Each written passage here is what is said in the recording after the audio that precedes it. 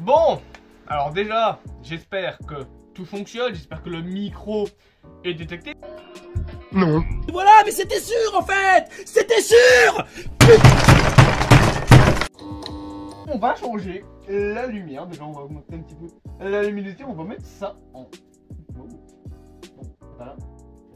Alors on va mettre ça de cette couleur là. Non, on va mettre ça en bleu et on va parler aujourd'hui, bien évidemment, de l'épisode 3 de Moon Knight que je n'ai pas eu l'occasion de terminer en une seule journée. J'avais énormément de choses à faire hier, donc bien évidemment, je fais la critique aujourd'hui. La lumière commence à déconner, c'est pas grave. Bref, commençons à parler de l'épisode 3 de Moon Knight, bien évidemment, avec spoiler.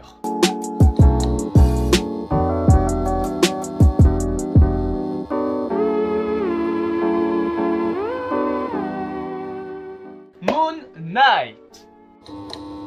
Bien évidemment, je l'ai dit, mais cette vidéo sera avec spoiler parce que j'ai pas envie de faire une vidéo no spoil sur une série. Je pense que ça n'a pas vraiment de sens.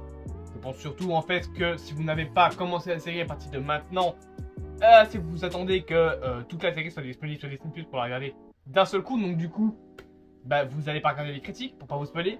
Logique. En attendant, ce troisième épisode de Moon Knight est donc disponible depuis maintenant le mercredi 13 avril, ouais, sur Disney+.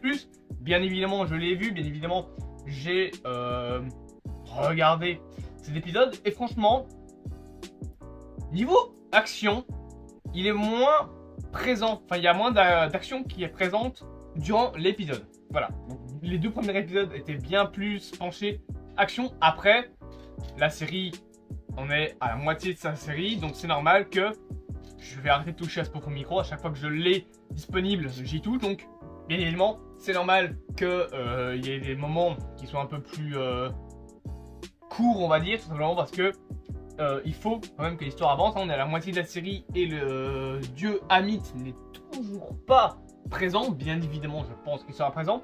On va bien évidemment donc parler de l'histoire et également... Ouh, il y a tout qui se décolle. Mais bon, voilà.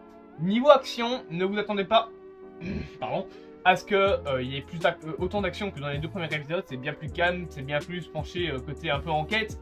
Ça me fait plus penser genre à, pas Da Vinci Code, mais un film en fait d'enquête, un film un peu d'espion où tu cherches des indices comme ça. L'épisode 3 me fait vraiment penser à ça. On a bien évidemment toujours les acteurs qui sont juste incroyables, que ce soit Oscar Isaac en tant que... j'ai oublié son nom, en tant que Mark Spector slash Steven Grant slash Moon Knight. Lui, je pense que il est franchement très très bien. On a bien évidemment, je ne sais plus le nom de l'actrice, mais celle qui joue Layla, qui est aussi franchement bien dans le rôle. On a Ethan Hawke, mon dieu Ethan Hawke, qui joue Arthur Harrow, le méchant principal, qui est vraiment bien écrit. Je trouve que son plan est très ficelé, bien que malgré le passé quand même de Khonshu, parce que je rappelle que Khonshu donc est un dieu qui a été entre guillemets banni, malgré ce passé là de dieu qui est pas vraiment en grand accord avec les autres dieux. Je trouve que les autres dieux de l'énéade égyptienne acceptent très vite ce que leur dit Arthur Harrow, qui est quand même l'avatar de Amit. Si les dieux ont un peu lu leur histoire, ils savent qu'Amit, non, pas bien du tout. Alors que Khonshu, dans l'histoire, en tout cas dans l'Égypte antique, de ce que j'en connais, moi, mieux. Mieux, mais bon, voilà, je trouve que les dieux sont un petit peu...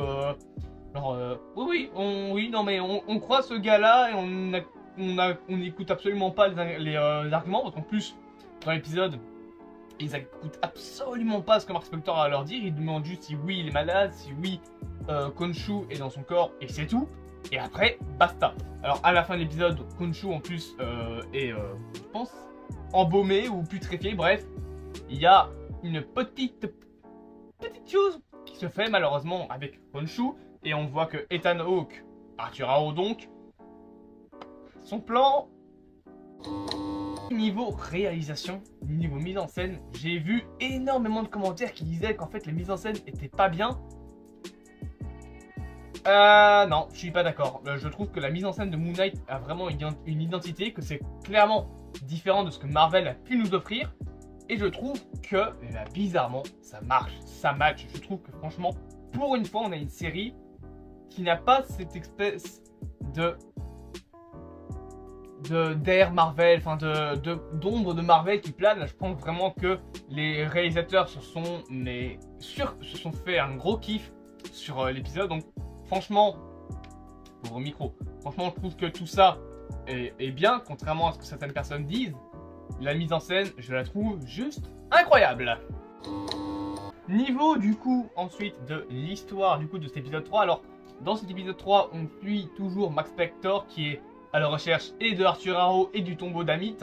On sent que l'histoire prend quand même assez longtemps. D'ailleurs je pense qu'il y a une facilité scénaristique parce que on nous explique absolument pas comment Moon Knight se retrouve en Égypte.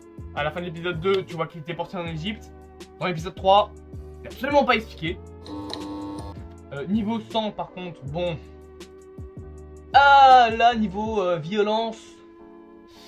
Il y en avait dans l'épisode 1, il y en avait bien plus dans l'épisode 2. Il y a un petit peu de sang dans l'épisode 3, genre on voit qu'il tranche une gorge, etc. C'est tout. Bon après, j'ai pas demandé un bain de sang, hein. Moon Knight c'est pas censé devenir le Punisher. Mais voilà. Niveau violence, si vous voulez vraiment du sang, The Batman. Plus de sang dans ce film là, je pense. Mais bon, là on parle de Moon Knight, on parle de Marvel. C'est moins de 16 ans, hein. C'est en tout cas ce qu'ils en ont dit. Mais voilà, vous attendez pas à ce que ce soit super violent, à ce qu'il y ait plein de sang. C'est un peu violent sur certains côtés, mais après, en général, oui, c'est bien plus violent que ce que n'importe quoi, de ce que n'importe quel film Marvel nous ait jamais donné. Mais voilà, on va dire que niveau violence, ils peuvent mieux faire. Après, il y a un dernier point que j'ai quand même envie de donner, c'est on est à la moitié de la série et je trouve que l'histoire prend énormément de temps à se mettre en place. Putain, c'est long. C'est peut-être le seul défaut, vraiment gros défaut que j'ai à donner à cette série, c'est que là sur le coup on est à la moitié de la série. Enfin du coup à la moitié de sa première saison, peut-être qu'il y aura une saison 2, une saison 3, on ne sait pas.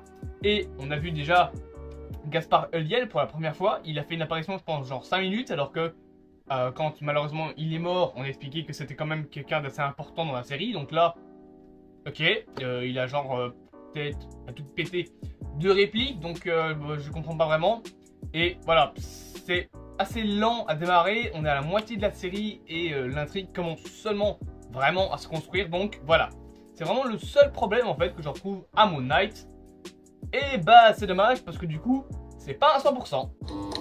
En attendant c'est la fin de cette vidéo critique de Moon Knight. J'espère quand même qu'elle vous aura plu. On se retrouve bien évidemment pour l'épisode 4 de la série. Et dimanche pour le Radio 616 numéro 10. Et bien évidemment il y aura d'autres vidéos probablement qui sortiront avant. En attendant moi je vous dis à plus, amoureux de cinéma, et à bientôt.